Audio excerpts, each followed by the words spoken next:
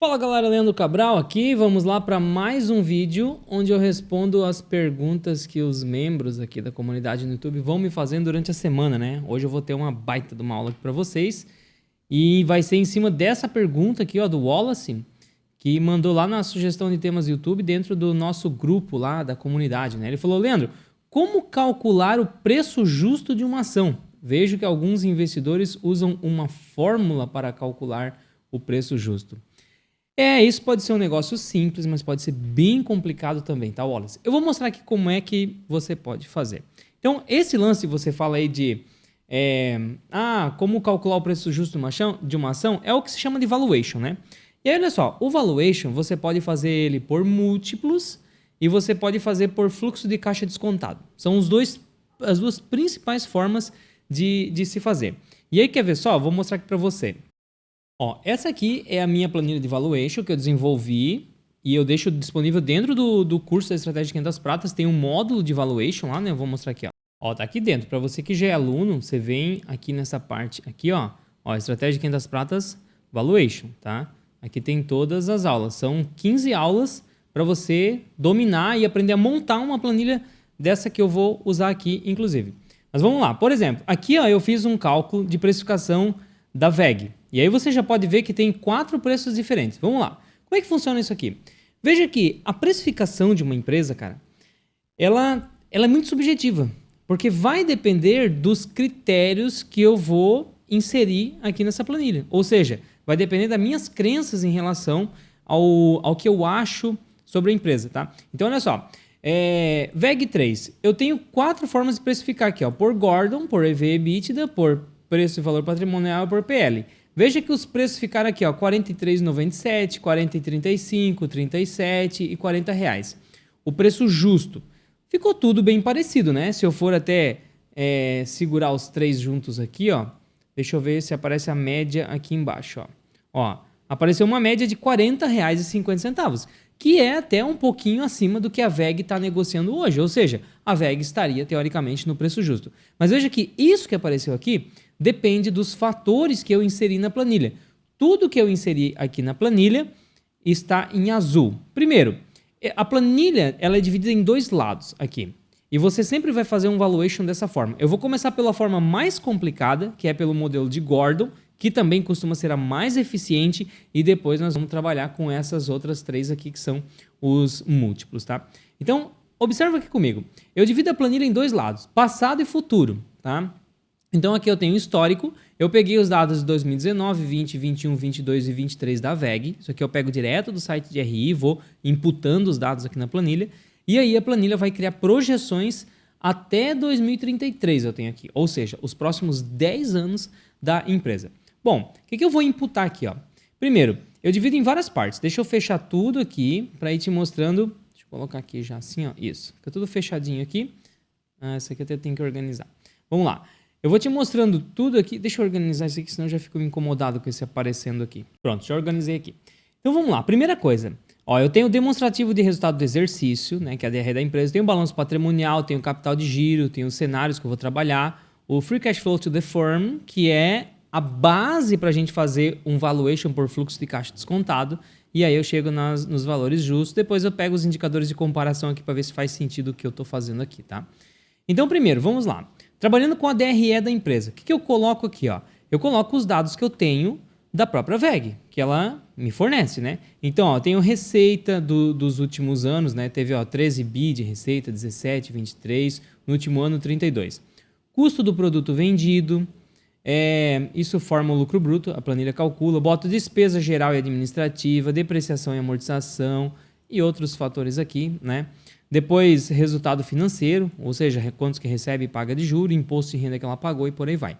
Aqui eu já começo a fazer alguns cálculos aqui, ó, que vai me ajudar a fazer essa análise. Então eu vou calcular o crescimento da receita, né, a variação que teve. Por quê? Porque isso vai me dar uma base para eu começar a projetar. Aqui eu já posso começar a projetar algumas coisas. Então eu vejo que, ó, de 2019 para 2020, a empresa cresceu 31% de receita. Depois, de 20 para 21, cresceu 35%. De 21 para 22, 27, assim por diante. Então, eu vejo que existe um crescimento forte aqui, ó, chegou a crescer 35% no ano. De 2022 para 2023 não teve um crescimento muito forte, teve 9%. Agora, veja bem, quais são os outros dados que eu estou colocando aqui? Isso aqui já é análise minha. Eu estudei a VEG, eu chego, quanto que eu acho que vai crescer? Se eu acho que a receita vai crescer 35% no próximo ano, depois 35%, depois 30%, depois 20%, 25% e vai caindo, depois chegou um momento que a empresa não tem como continuar crescendo tanto por tanto tempo, certo? Aí eu imaginei que depois do ano 10 a VEG vai crescer muito menos. Diante desse cenário, esses aqui seriam os preços justos. Agora, olha só, vamos imaginar que vocês dizem, não, tá louco, a VEG não tem como crescer mais que 10% ao ano, ela vai crescer no máximo 10% ao ano, então tá. Aí eu jogo aqui, ó, 10% ao ano e veja lá em cima que os preços já seriam outros, tá? 10, depois eu acho que ela vai crescer só o 8%, Leandro, e depois ela vai cair para 5% e vai ficar aí. Cara, se você acha isso aqui, ó, se essas são as suas crenças, a VEG vale R$18 hoje pelo modelo de Gordon, que é para ser o mais eficiente, tá? 12, 16, 12 e 20. Esse seria o preço. Beleza. Eu vou trabalhar num cenário mais agressivo, por tudo que eu acompanho da VEG. Eu acredito que ela tem um potencial para crescer, talvez não 35, né? Mas vamos colocar 30 aqui, ó, 30, isso. Depois cai para 25, 20, 15 e por aí vai. Diante desse cenário, esse aqui seria mais ou menos o preço justo de VEG. Agora, olha só, não estou dizendo que esse aqui é o preço que você deve comprar. Você pode ir por essa linha se você acredita que faz sentido isso que eu estou mostrando aqui, tá? Aí vamos lá. Custo do produto vendido. Ou seja, a VEG ela tem uma receita, ela tem um custo ali, né? Quanto que é esse custo? 70%, em média 70%, né? Eu faço a minha projeção. Se eu mudo isso aqui, muda tudo. Por exemplo, Leandro, acho que não, pera aí, a VEG vai crescer, vai ter um custo de 50% só do produto. E aí eu jogo isso aqui até o final. Cara, o preço dela é R$87. Então veja como faz diferença isso aqui, né? Mas eu vou deixar aqui nos 67%, que está mais dentro da lógica. Porque quem estuda a VEG entende que ela tem um alto custo de produção, é normal pelo tipo de produto que ela vende, tá? Vamos lá. Despesa geral administrativa, ó, 14, 12, e eu projetei para manter em 12. Imposto de renda sobre o EBIT, tá? 13, 16, 17. Lá dentro, eu não vou me apegar a explicar cada uma linha dessa, por que a gente usa esses aqui, tá? Mas lá dentro do curso, quem está fazendo o curso lá, eu explico tudo isso aqui, tá? Cada linha, por que tem que ser dessa forma. Beleza, 13, vou projetando. Tudo isso aqui vai mudando o preço. Ok. Aqui eu trabalhei com os dados históricos, certo? Ó, dado histórico aqui da VEG, e trabalhei com dados projetados. Aqui entrou minha análise, nessa parte azul aqui, ó. Isso aqui é minha análise, tá? Então vamos lá. Aí eu fecho aqui, agora eu trabalho com balanço patrimonial, né? Então eu tenho ativos, eu tenho passivos e eu tenho patrimônio líquido, que são as principais linhas ali do balanço patrimonial. Mesma coisa, lado esquerdo, verdinho aqui, eu simplesmente inseri os dados de acordo com o release trimestral lá, né? E também a ITR, os relatórios anuais que a VEG me fornece. E aí eu coloco algumas projeções aqui também. Então, quais são as projeções que eu trabalhei aqui, ó? Depreciação, dívida, tá? E também CAPEX. Por exemplo, a dívida. A dívida aqui eu trabalho com percentual do capital de giro. Não são todas as empresas que eu vou fazer isso, tá? Às vezes eu vou fazer um valuation, eu vou entender por que a empresa faz dívida. A VEG, por exemplo, eu sei que ela faz dívida só para cobrir capital de giro, tá? O capital de giro da VEG hoje, eu consigo ver aqui embaixo, ó, a necessidade de capital de giro da empresa está girando em torno de 11 bilhões por ano, certo? Ela não coloca esse capital de giro todo o dinheiro do próprio acionista, né? Ela usa para atender essa necessidade de capital de giro uma boa parte feito por dívida. Qual que é o tamanho da dívida hoje da VEG? Eu consigo ver aqui, ó. Dívida, ó, tá 2,8. Então, essa dívida representa quantos por cento do capital de giro? Eu consigo ver aqui, ó. Dívida, 26%. Por que eu fiz essa conta aqui? Tem empresa que eu não vou fazer isso aqui, mas a VEG, eu sei que a dívida deles serve para cobrir necessidades de capital de giro. A maior parte da dívida é de curto prazo da VEG. Então, gira aqui, ó, 48, 29, tal. Eu fiz uma simulação que ela vai manter aí para frente uma dívida girando em torno de 30% da necessidade de capital de giro. Beleza, tá dentro da lógica. Coloquei aqui, CAPEX é o investimento que a empresa faz, tal, depreciação percentual do imobilizado e por aí vai. Coloco as minhas projeções aqui. Beleza, isso aqui tudo vai ajudar a fazer preço. Aí vamos lá. Seguindo aqui, eu tenho capital de giro. Essa aqui é uma das partes mais importantes da empresa. Inclusive, tem empresas que quebram por conta dessa conta aqui. Por quê? Porque quando uma empresa cresce, a necessidade de capital de giro, ela aumenta, né? Então, por exemplo, a VEG aqui ela tem uma necessidade de capital de giro de 10 bilhões. Mas veja que de 2021 para 2022 ela teve um crescimento significativo, né? Ó, 2021 para 2022. Aliás, 2020 para 2021. Eu tive 35% de crescimento. Ou seja, a receita saiu de 17 para 23. Se eu for descendo todas essas linhas aqui, eu vou perceber que a VEG precisou aumentar bastante o capital de giro. Então, ela teve uma necessidade de capital de giro de 5,9 bilhões em 2020. Só que como uma empresa cresceu muito, e o que é capital de giro? Né? Capital de giro tem tudo isso aqui, ó. O prazo que eu levo para receber dos clientes, quando eu vendo, o prazo médio do meu estoque e o prazo médio do pagamento. Porque pensa aqui comigo para você entender. Eu tenho uma padaria, né? Aí eu compro o trigo, beleza? Aí o vendedor do trigo ele me dá 1 mês para pagar o trigo que eu comprei. Beleza, ganhei 1 mês. Quanto tempo que eu deixo esse trigo guardado no estoque? Eu deixo 1 mês guardado no estoque. Então, peraí. Vai ficar 1 mês guardado no estoque aqui, só que eu consegui 1 mês para pagar. Então, estou no 0 a 0 aqui de prazo. E aí, quando eu vendo o pão aqui para o meu cliente, ele me paga à vista. Ou seja, minha necessidade de capital de giro é 0. Não tenho necessidade de capital de giro. Agora, imagina que eu começo a dar um prazozinho para o meu cliente aqui. Vou dar 1 mês para pagar. Opa! Tenho prazo de 1 mês para pagar o meu fornecedor, só que eu fico 1 mês com o trigo no estoque, e aí eu tenho 1 mês para receber aqui do meu cliente. Quanto que eu vendo por mês? 100 mil. Quanto que é a minha necessidade de capital de giro? 100 mil no mês. Porque tudo que eu estou vendendo, eu estou esperando 1 mês para o meu cliente me pagar.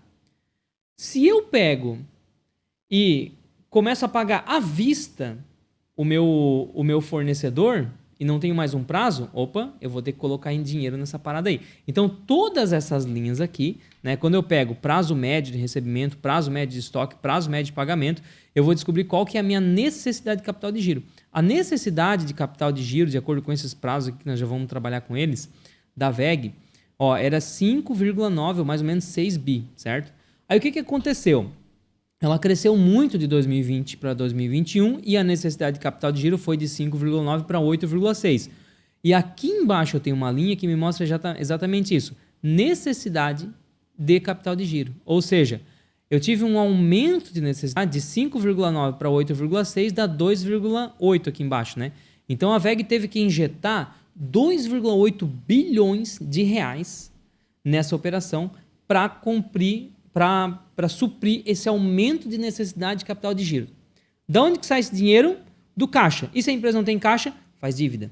Aí quando uma empresa cresce muito, galera, a empresa às vezes quebra porque não tem esses números. Quer ver só? Eu vou pegar aqui o demonstrativo do resultado do exercício, eu vou colocar uma projeção de crescimento astronômico, que eu vou colocar 50%. Olha o que aconteceu aqui, ó. A VEG teria que encontrar 4,2 bilhões para suprir essa necessidade de aumento aí, né, de capital de giro, tá? A receita da VEG cresceu aqui 100% de um ano para o outro. Cara, ela vai ter que arrumar 10 bilhões de algum lugar para colocar aqui. Se a empresa não tem condições de contrair dívida, simplesmente ela quebra nesse período aqui. Quebra por crescer de forma exagerada, tá? E se a VEG parou de crescer? Aí vocês vão entender porque uma empresa que para de crescer começa a pagar muito dividendo. Vamos dizer que daqui para frente a VEG não cresce mais. Cresceu 0 aqui, tá? Então, se ela cresceu 0, e eu vou colocar que ela não vai mais crescer daqui para frente, tá? Beleza, o preço dela é muito menor. Mas veja aqui, qual que é a variação na necessidade de capital de giro? Não tem, pelo contrário, ela vai começar a injetar dinheiro no caixa, porque a necessidade de capital de giro dela vai diminuindo daqui para frente. Tá entendendo? Então, isso aqui, galera, isso aqui é administração de empresa e também análise de empresa, que é o que a gente está fazendo aqui, né? Agora, olha só, tem um ponto muito importante aqui que eu observo nos meus estudos que eu faço sobre a VEG, tá? Por exemplo, esses prazos aqui, existe possibilidade de a empresa mexer? Prazo médio de recebimento em dias. Ó, a VEG está demorando para receber do cliente dela 75, 70, 67, 69. Eu acredito que vai chegar um momento que ela vai apertar. Então eu estou colocando. Se ficar tudo em 67 dias, que é mais ou menos a média, ó, o preço dela é R$ 40,45. Tá? Agora, se eu mudo aqui, eu acho que ela vai começar a apertar o prazo para o cliente dela, o preço dela já subiu um pouquinho. Tá? Por quê? Porque essa variação de prazo aqui injeta dinheiro no caixa, que vira dividendo disponível para mim e que vira caixa disponível para a empresa reinvestir no próprio negócio e fazer crescer. Ou seja, são terceiros financiando. Porque pensa comigo, quando eu eu antecipo mais o prazo aqui que eu recebo dos meus clientes, são os meus clientes que estão ajudando a financiar essa operação. Imagina que você é um construtor de casas aí. Aí você cobra o seu cliente com 4 meses de antecedência. Depois de 4 meses que você vai começar a construir a casa para ele. Cara, ele está te financiando por 4 meses. Você não precisou pegar dinheiro do banco para fazer essa operação, entendeu? Então é isso que acontece. Vamos lá, o prazo médio de estoque da VEG estava em média de 120 dias ali, ó. E eu coloquei como 110 aqui, uma possibilidade de ela reduzir. Agora, se a gente acha que esse prazo médio de estoque aqui vai subir para 200 dias, o preço da VEG é outro, tá? O preço da VEG é R$ 34,00. Então isso aqui é muito importante. E aí eu vou deixar aqui no prazo que eu estimo, beleza? Não vejo muita possibilidade de variação, a não ser que o modelo de negócio dela vá mudando de forma significativa para o futuro. Prazo médio de pagamento, ela está dando 30, 38, 47. Aliás, o prazo que ela está tendo que pagar os seus fornecedores, né?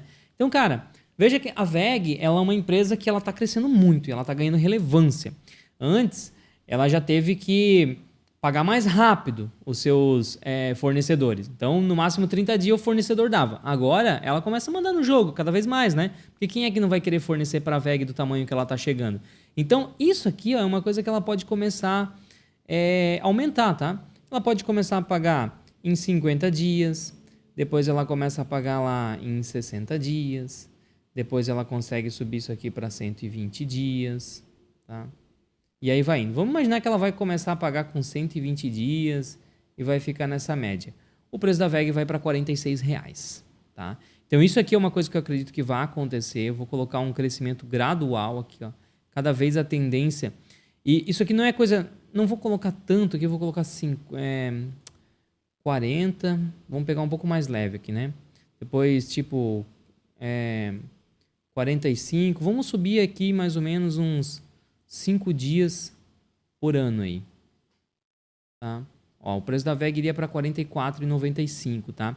Isso aqui não é coisa da minha cabeça. Quando você vai ler as notas explicativas lá do ITR da VEG, tá claro que eles têm esse objetivo, tá? De apertar aqui o prazo médio de pagamento, fazer o fornecedor esperar um pouquinho mais, cobrar um pouquinho antes. Então, eles estão fazendo essa gestão aqui de capital de giro, beleza? Então, veja que isso aqui muda muito o preço. E é isso que a gente faz nesses cálculos. Coisas que fazem preço na empresa. Beleza. Aí eu vou para cenários aqui. Então, olha só. Eu tenho uma taxa de desconto, mas antes da taxa de desconto, eu quero chegar aqui ó, nessa parte, que é o Free Cash Flow to the Firm. O que mais importa aqui para nós, acionistas, traduzindo isso aqui, gente, é o fluxo de caixa livre da firma. Ou seja, eu tirando o caixa da VEG, eu tirando a dívida da VEG, quanto que ela consegue colocar na minha mão em dinheiro limpo, não contábil, tá? Nada a ver com lucro líquido isso aqui. É dinheiro em espécie, é pingando na conta mesmo, é Pix, é TED, tá? Quanto por ano? Tá aqui, ó, é essa linha. Free Cash Flow to the Firm. Então ela colocou nos últimos anos, ó, 1,5 bi. Isso aqui é o que vira dividendo. Se a empresa distribuísse todo o fluxo de caixa livre dela em forma de dividendo, é isso aqui que nós receberíamos, tá? 1,5 bi, 1,1 bi, 298 bi. Olha como o crescimento drena a caixa, tá vendo? Ah, cresceu pra caralho em 2021, não tem como pagar muito dividendo. Por quê? Porque explodiu a necessidade de capital de giro. Depois isso aqui reverte, quando para de crescer um pouco. Por exemplo, aqui, ó, quando eu olho o crescimento, vamos pegar aqui, ó, o crescimento, onde é que tá? Nessa linha aqui, ó. Ó, o crescimento de 2020 para 2022 para 2023 foi de 9% só. Como cresceu pouco, explode o fluxo de caixa, porque a necessidade de capital de giro despenca. Então, olha só, sobrou 5 bi. É por isso que a VEG pagou bastante dividendo aí no último ano, né? E aí depois eu coloquei aqui como uma linearização, de acordo com todos os dados que eu já inseri aqui em cima, formou isso aqui, ó, tá vendo? Então vai formando esse fluxo de caixa aqui. Agora pensa comigo, gente. Isso aqui, aqui entra o nome, né? Qual que é o método que eu falei de valuation que mais funciona? Fluxo de caixa descontado a valor presente. Esses aqui são os fluxos de caixa que a VEG vai me gerar no futuro, de acordo com todos esses números que eu estou trabalhando aqui em cima na planilha. Então ela vai gerar 4 bi em 2024, 4,8 bi em 2025. Só que, porra, eu tô comprando esse fluxo hoje. Aí você precisa entender uma coisa aqui. Vamos imaginar que você vai fazer um investimento num ativo lá, vai pegar aí o título do Tesouro, por exemplo, e você vai investir hoje a uma taxa de 10% ao ano por 5 anos. Vamos fazer essa conta aqui, ó. Então, se eu vou colocar R$1.000, por exemplo, tá? Então, eu coloquei R$1.000 aqui no valor presente. Eu vou colocar 5 anos aqui no meu período e eu vou colocar uma taxa de 10% ao ano. Qual que vai ser o valor futuro? 1.610. Deixa eu ver se eu mostro para vocês. Olha ali, ó. 1.610 reais. Esse vai ser o meu valor futuro. O que isso aqui significa? Eu peguei R$1.000 hoje, eu investi uma taxa de 10% ao ano e lá na frente eu terei 1.610. Isso eu fiz daqui para lá. Vamos inverter? Se eu já sei que eu vou receber R$1.610 lá no futuro, daqui a 5 anos eu vou receber R$1.610. E eu quero receber esse investimento hoje, certo? Então eu vou fazer uma antecipação desse valor. Eu vou ter que colocar uma taxa de desconto. Quanto que eu vou colocar? 10% ao ano. Poxa, se R$1.000 investido a 10% ao ano é 1.610 no futuro, 1.610 do futuro, trazido a valor presente a uma taxa de 10% ao ano, é R$1.000. Entendeu? Então, o que eu vou fazer aqui? Eu vou pegar, por exemplo, lá em 2033, eu já sei que a VEG vai me pagar 34 bilhões de reais de fluxo de caixa livre para a firma, tá? Para o negócio, para a operação, excluindo dívida, excluindo caixa aqui. Para a firma, ela vai pagar 34 bilhões. Eu vou pegar uma taxa de desconto e eu vou trazer isso aqui a valor presente. Então, eu trago 2033 a valor presente, 2032, 2031, todos esses fluxos eu vou trazer ao valor presente, a uma determinada taxa de desconto. Que taxa é essa? Aí é que tá. Isso aqui faz toda a diferença, tá? E aí a gente trabalha aqui com cenários. A taxa que eu estou usando aqui, ó, é 13,54. Para a gente chegar nessa taxa, existe uma coisa chamada WOC, tá? Que é o peso médio ponderado ali do capital. Então, olha só, eu tenho a estrutura de capital aqui da VEG, eu tenho a dívida bruta dela, hoje é 2,8 bi, eu tenho o valor de mercado, que ela é negociada hoje, 163 bilhões, tá? Ou seja, a dívida sobre o capital total é 1,73%. Uma mixaria, né? Mas tudo bem, eu preciso calcular isso. Dívida sobre o equity dá 1,76. Agora, o que eu faço? Eu tenho aqui, ó, um custo de capital próprio. Bom, pensa comigo, gente. Eu tenho um ativo livre de risco, que é a dívida... Deixa eu aumentar isso aqui para poder vocês verem melhor o que eu estou fazendo. Olha só, eu tenho um ativo livre de risco. Por exemplo, eu pego o título pré-fixado longo aqui no Brasil, né? O mais longo que tiver.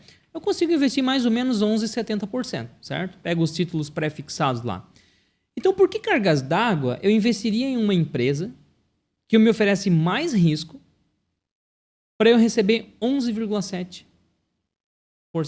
Não tem porquê. Eu invisto no título do Tesouro, porque me paga a mesma coisa. Entendeu? Então, para eu investir numa empresa, eu preciso de um prêmio. E esse prêmio se chama prêmio pelo risco. Como a VEG é uma empresa muito segura, para mim 2% tá bom, até porque eu não vou pagar imposto de renda aqui, né? Dividendo é líquido, se eu vender até 20 mil por mês é líquido de imposto de renda, não tem imposto de renda, né? É isento. Agora, se fosse uma empresa super arriscada, a VEG, por exemplo, eu exigiria 5% aqui, você tá louco? Então aqui, ó, deixa eu até puxar aqui do Gordon, que eu perdi aqui, ó. Isso. Ó, pelo modelo de Gordon, daria 31,91. Se eu quero 5%. Não, mas a VEG é extremamente arriscada, tá louco, né? Tá maluco. Eu preciso de 8%.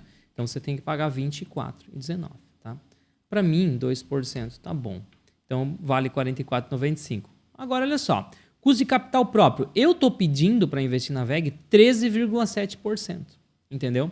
Só que eu sei que eu vou ter que pagar a dívida do banco, tal, o custo da dívida média da VEG extremamente baixo, 5% mais ou menos, daí tem a alíquota de imposto, tal, vai dar 4,35, ou seja, a média disso aqui, entre os 13,70 que é para mim e o 4,35 que é para o banco, vai dar 13,54. Esse valor que eu tenho que trazer a valor presente, 13,54.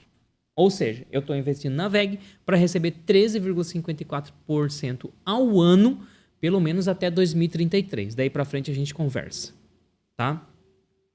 E aí, isso gerou esse valor aqui. Você tá entendendo?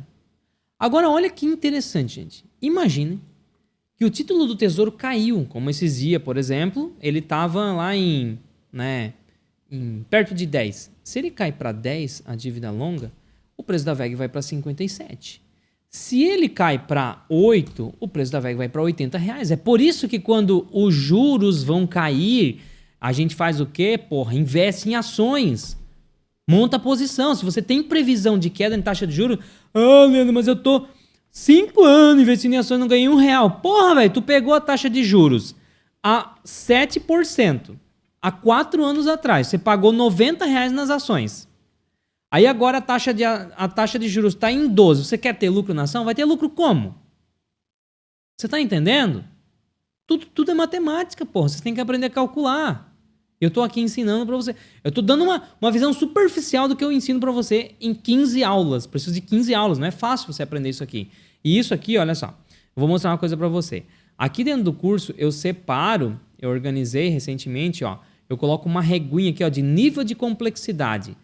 Tem coisa aqui que é bem facinho. Esse aqui também, ó, um pouquinho mais difícil. Aqui já está no meio do caminho.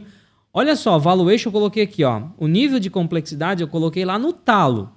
Não adianta você chegar aí direto para isso aqui que vai dar um nó na mente. Você vai passar por todos os módulos e aí você vai chegar no nível de complexidade máximo, que é o valuation. Você vai aprender a montar essa planilha. Então, beleza. Você entendeu como a taxa de juros faz preço nas ações? Você viu isso aqui? É isso que eu quero que você olhe, tá? Então eu vou deixar aqui mais ou menos 12%, que é o que está hoje, né? Os juros longos aí, tá? Então, beleza. Diante disso aqui, eu fiz todos os fluxos aí por Gordon. Agora, olha só, eu posso calcular também o valor justo com saída pelo EBITDA. Imagine que lá em 2033 a VEG já amadureceu, né? Uma empresa madura e tal. Hoje o EV/EBITDA da VEG, gente, está na casa de... acho que está em 20, 22, alguma coisa assim. Agora, em empresas maduras, costumam negociar ali 10, 12, tá? De qualidade. Eu coloquei 12. Então, lá na saída, nós teríamos aqui um valor de 44 bilhões. O valor, aliás, o EBITDA de 44 bilhões, eu calculei aqui, tá? Ó, eu calculei o EBITDA da VEG, vai dar 44 bilhões. E aí eu pego e multiplico por esses 12, vai dar 531. Divido pelo número de ações, dá R$127. R$127 trazido a valor presente, porque eu estou falando de uma conta que eu fiz lá em 2033, eu tenho que trazer a valor presente. Trouxe a valor presente, vai dar quanto? Vai dar R$36. O mesmo princípio que eu te expliquei aqui, eu faço com PVP. Uma empresa como a VEG hoje negocia com PVP de 8, mas empresas maduras negociam perto de 2.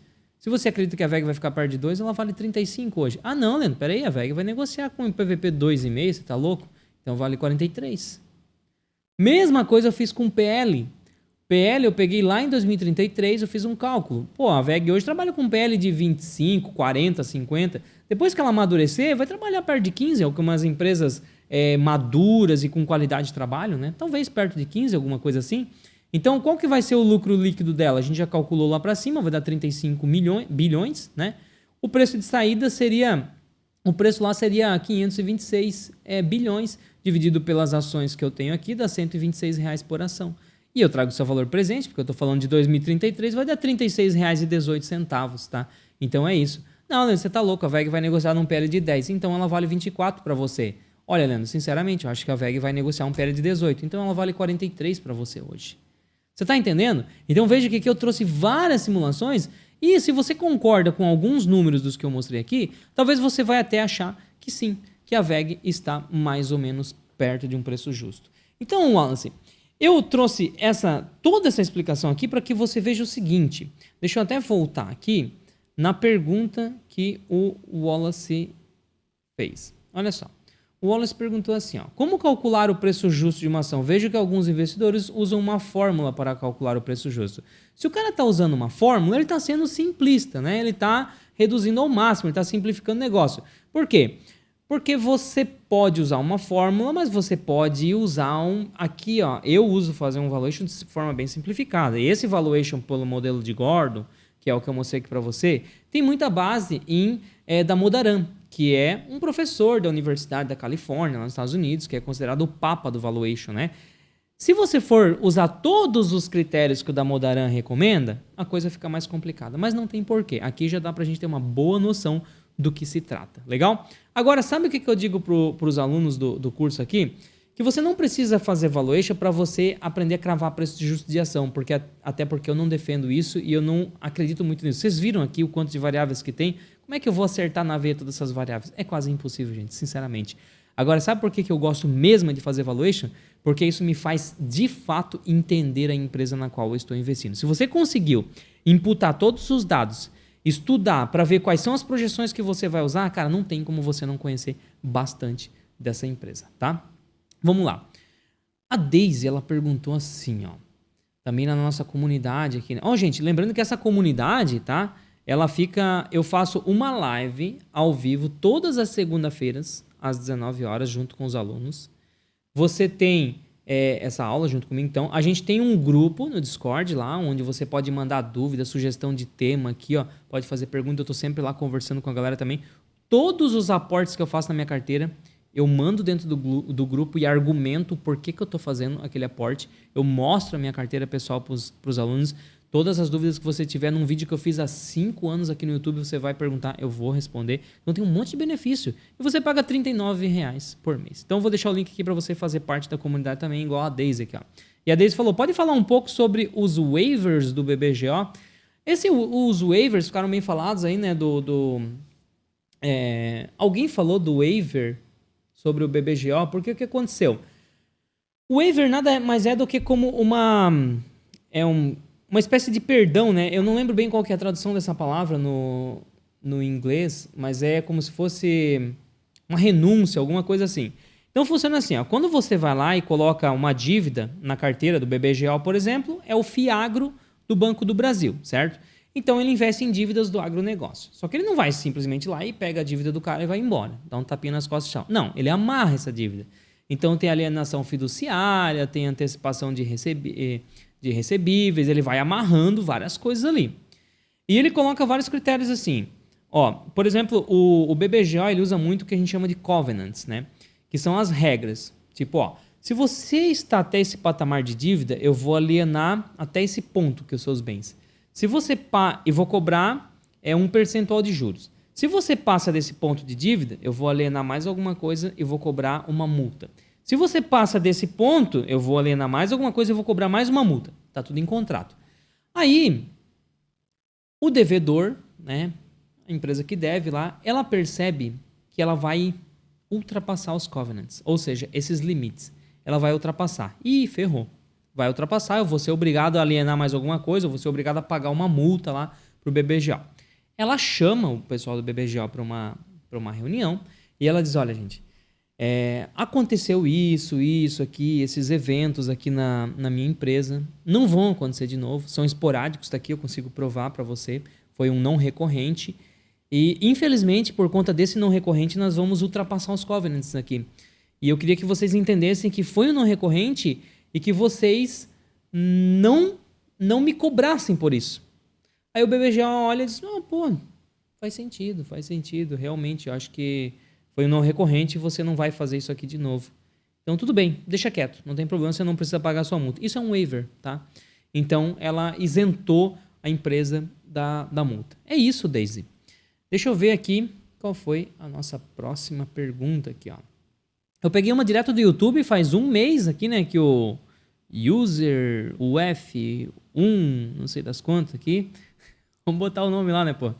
Colocou aqui essa pergunta. Ele falou, bom dia, não consigo investir em debêntures e nem nenhum tipo de investimento que o dinheiro fique preso por mais de um ano.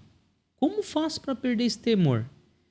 Bicho, eu sempre digo uma coisa. Eu sou piloto de avião, já fui profissional da área, hoje eu sou por hobby, né?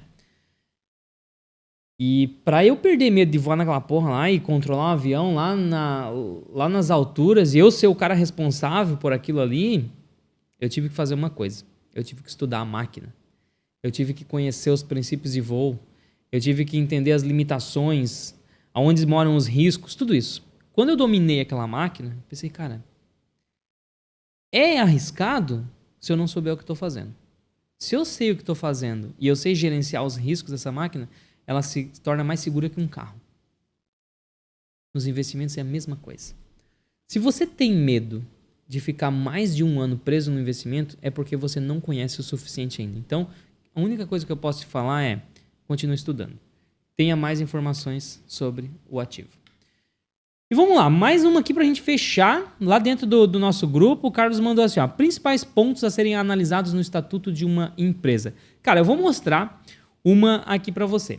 Você sabe que tem uma empresa que de vez em quando eu falo assim, ah, cara, eu não gosto de investir nessa empresa aqui, não me sinto... Deixa eu ver aqui onde é que tá. Só deixa eu abrir aqui ela antes. Espera aí.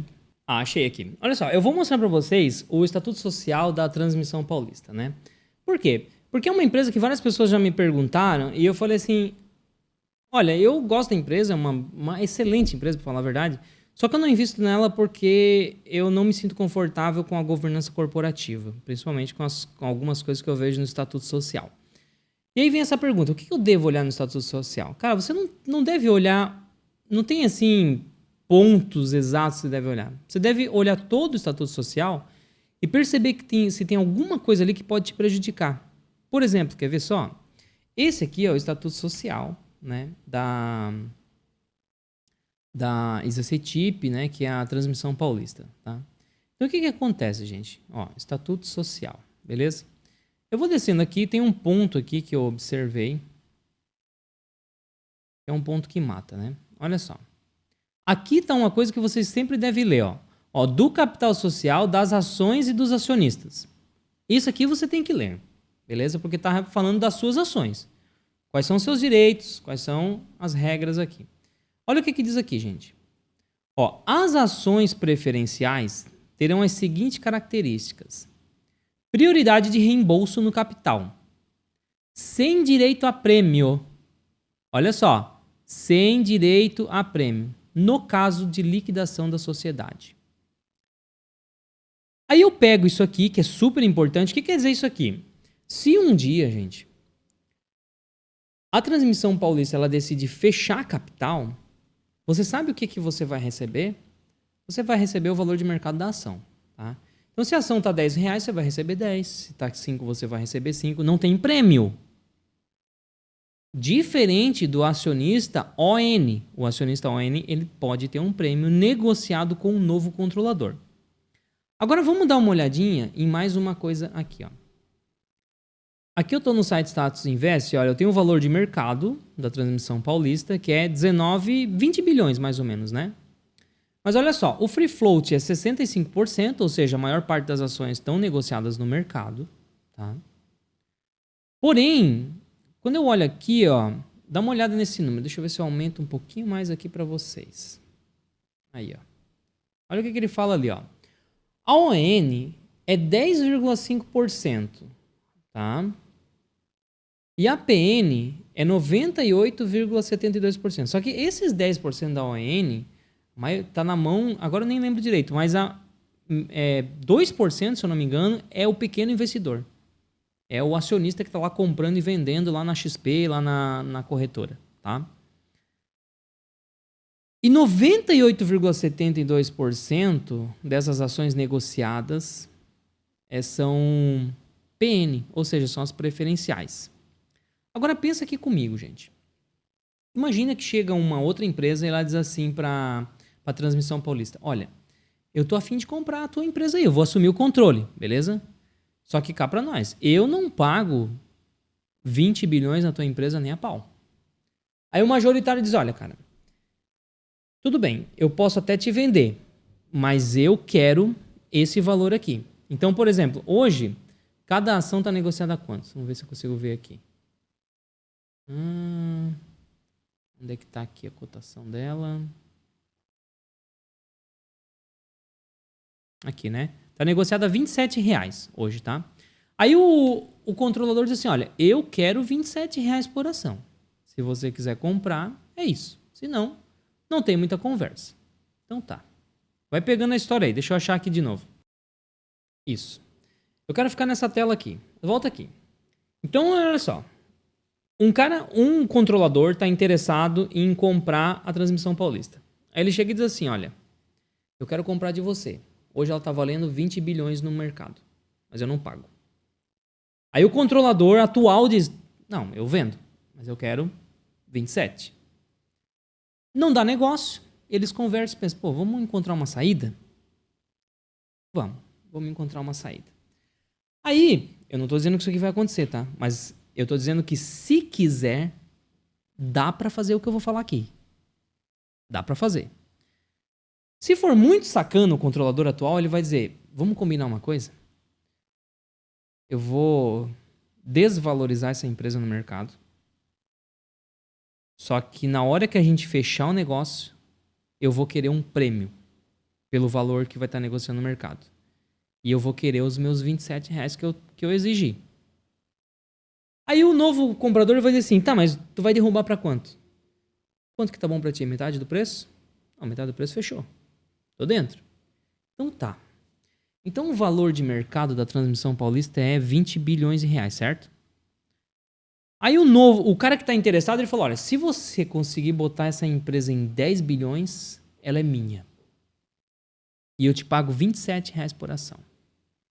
Gente, é muito fácil.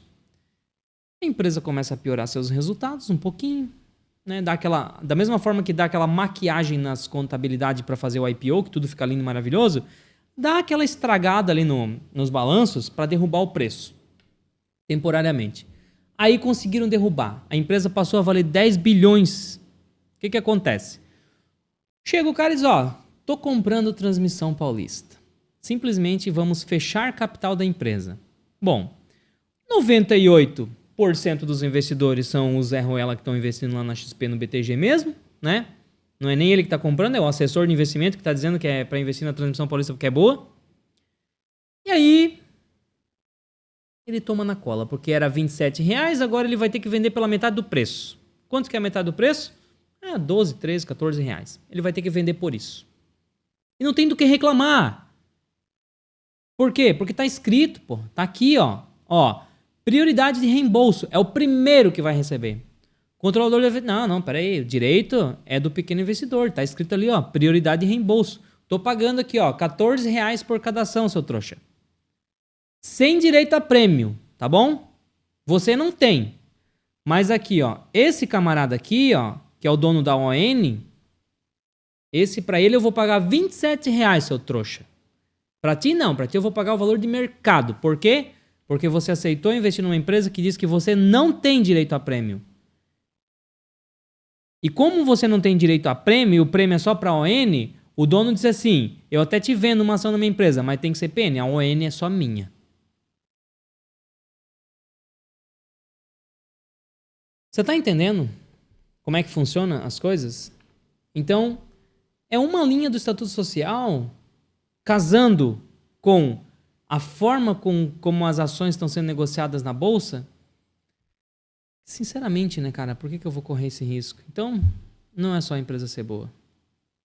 Desculpa se a aula foi muito difícil aqui hoje, gente, mas às vezes eu tenho que trazer uma aula um pouco mais aprofundada aqui para atender também quem já passou do nível inicial e precisa chegar lá na frente. Tem 3 formas que eu posso te ajudar. A nossa comunidade, que eu faço uma live ao vivo todas as segunda-feiras, tudo que eu já falei aqui. Você tem o meu contato, você tem acesso à minha carteira pessoal. Todo aporte que eu faço, eu vou lá, mostro para a galera, explico os argumentos. Tem o meu curso, que você vai aprender a investir do zero até o nível super avançado, que eu dei uma palhinha para você hoje aqui no Valuation. Só que o curso está fechado agora, né? De tempos em tempos a gente vai abrir turma, então se inscreve aqui que eu te aviso a hora que abrir turma. E tem a minha consultoria, tá? Eu sou economista, sou certificado especialista em investimentos pela Ambima. Eu também sou consultor de investimentos habilitado pela CVM. Então se você tem um patrimônio aí, tá meio perdido, precisa da minha ajuda, me chama aí. Eu vou te ajudar a organizar a tua carteira. Se tiver uma bosta, eu desmancho e monto uma carteira nova para ti, né? Se você não tem carteira ainda, eu monto uma carteira para ti, te ajudo. Enfim, todos os links na descrição. Até a próxima. Fui.